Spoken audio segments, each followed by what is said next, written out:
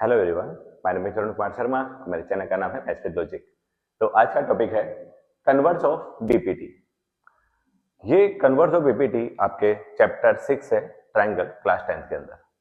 Last video के अंदर हमने बीपीटी थ्योरम के बारे में समझा था और ये भी एक इंपॉर्टेंट थ्योरम है, तो आज हम इसके बारे में समझेंगे। तो शुरू करते हैं। सबसे पहले इसका मैं स्टेटमेंट रीड कर देता हूँ।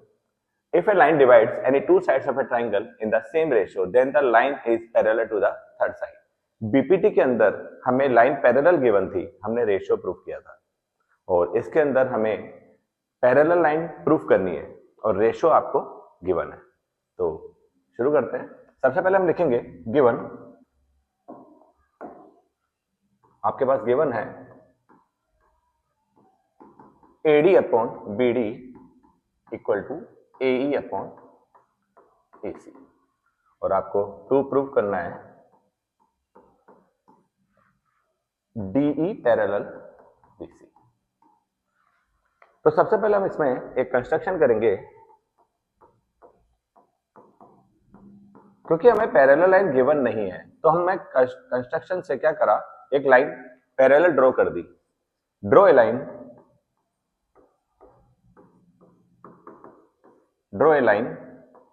DE dash parallel to BC। अब प्रूफ करते हैं हम। In triangle ABC DE dash parallel है BC के। क्यों है? By construction.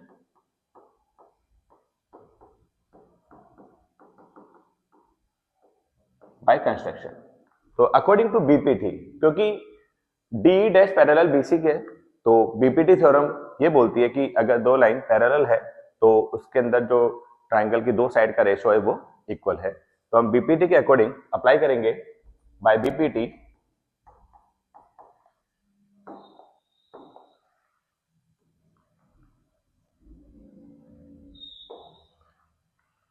AD अपॉन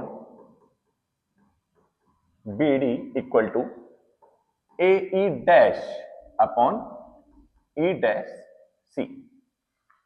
ये हम बीपीटी के अकॉर्डिंग हम इसे इक्वल बता सकते हैं। और हमें गिवन है, इसे हम इक्वेशन 1 दे देते हैं। AD upon BD equal to AE upon EC, ये हमें गिवन है। अब ब्रैकेट में बता दीजिए कि गिवन है इक्वेशन नंबर 2। अब कंपेयरिंग इक्वेशन 1 एंड 2, कंपेयर करेंगे। Comparing equation 1 and 2। आप 1 और 2 को कंपेयर कीजिए। यहां पे देखिए आप AD upon BD AE dash upon E dash C के भी इक्वल है और इक्वेशन 2 के अंदर AD upon BD AE upon EC के इक्वल है, यानी सेम रेशियो इन दोनों के इक्वल है। तो हम बता सकते हैं AE dash upon E dash C equal to हो जाएगा AE अपॉन EC के। अब हम क्या करेंगे, इसके अंदर दोनों तरफ हम 1 को ऐड करेंगे। Adding 1 both side, adding 1 both side, दोनों साइड आप 1 को ऐड कीजिए। आपके पास आ जाएगा AE dash upon E dash C plus 1 equal to AE upon EC plus 1। हम एलसीएम लेंगे, तो यहां पर हम एलसीएम लेंगे E डैश C, तो AE dash plus E dash C equal to AE upon plus EC upon AC। अब आप यहां पे देखिए कि AE dash plus E dash C क्या बन रहा है? AC बन रहा है।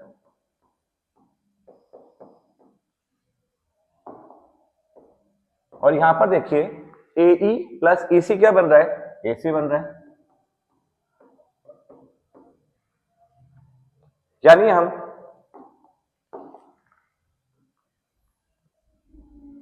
हम AC से AC कट कर सकते हैं।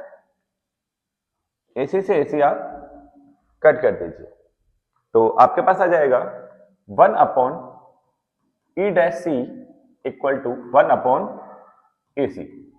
अब क्रॉस मल्टीप्लाई कर दीजिए, क्रॉस मल्टीप्लाई से आपके पास क्या आएगा, EC equal to E dash C। यानी मैं कह सकता हूं कि AE डैश और EC और E डैश C इक्वल है, EC equal to E dash C means E and E dash are coincide. यानी मैं कह सकता हूं कि E और E डैश दोनों सेम पॉइंट पे लाई कर रहे हैं।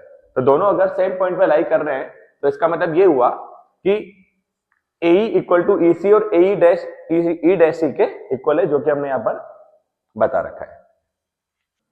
कंस्ट्रक्शन में हमने क्या करा था, DE डैश पैरेलल है BC के, तो DE डैश पैरेलल है BC के, और E और E डैश दोनों कोइंसाइड है, यानी E डैश की जगह मैं E ले सकता हूं, तो अपने पास हो जाएगा DE पैरेलल BC, जो कि हमें प्रूफ करना था। ये हो जाएगा हैंस, क्योंकि E और E डैश दोनों ओवरलैप है, यानी एक ही पॉइंट पे लाई कर रहे हैं। तो हम कंस्ट्रक्शन में DE डैश पैरेलल BC बता रहे हैं, तो उसके अकॉर्डिंग E डैश की जगह मैं E लिख सकता हूं, तो DE पैरेलल BC हो सकता है। तो बहुत ही इंपॉर्टेंट थ्योरम है, आप इसे समझिए और करने की प्रैक्टिस कीजिए, क्योंकि ये बोर्ड के अकॉर्डिंग इंपॉर्टेंट थ्योरम है। तो दोस्तों, आपको ये टॉपिक समझ में आया होगा। अगर पसंद आए तो लाइक कीजिए, सब्सक्राइब कीजिए, अदरवाइज सजेस्ट कीजिए। और मेरे चैनल का नाम मत भूलिए, मेरे चैनल का नाम है मैथ्स विद लॉजिक, क्योंकि इस दुनिया में ऐसे ही कुछ नहीं होता है, हर बात में लॉजिक होता है। तो आज का लॉजिक सुनाने से पहले मैं आपसे एक बात शेयर करना चाहूंगा। कई बार हमें जिंदगी में असफलता मिलती है, वो किसी भी काम में हो सकती है, तो हमें कभी भी असफलता से निराश नहीं होना है, बल्कि असफलता हमें कुछ ना कुछ सिखा के जाती है कि क्या कमी रह गई। उस कमी को दूर कीजिए और फिर से कोशिश कीजिए, हो सकता है और भी बड़ी कामयाबी आपको मिल जाए। कई बार स्टूडेंट्स के मार्क्स कम आ जाते हैं, कई बार किसी एम्प्लॉय का प्रमोशन नहीं होता है। तो कभी भी आपकी लाइफ के अंदर इस तरह की परिस्थिति आए तो मेरी कुछ लाइनें याद रखना। खुद से खुद को जीतने की जंग अभी बाकी है, मेरे जख्मी पंखों की उड़ान भरना अभी बाकी है, चाहे कितना ही गहराए नाकामयाबी का अंधेरा, मेरी कामयाबी का सूरज उगना अभी बाकी है। तो फिर मिलेंगे हम नए टॉपिक के साथ।